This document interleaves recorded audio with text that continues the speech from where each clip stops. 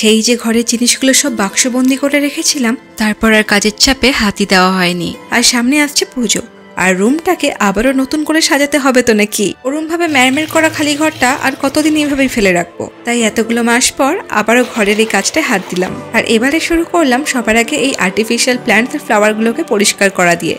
এগুলো ক্লিন করা কিন্তু খুব সহজ, শুধু একটু নর্মাল জলে কিছুটা গরম জল মিশিয়ে নিতে হবে।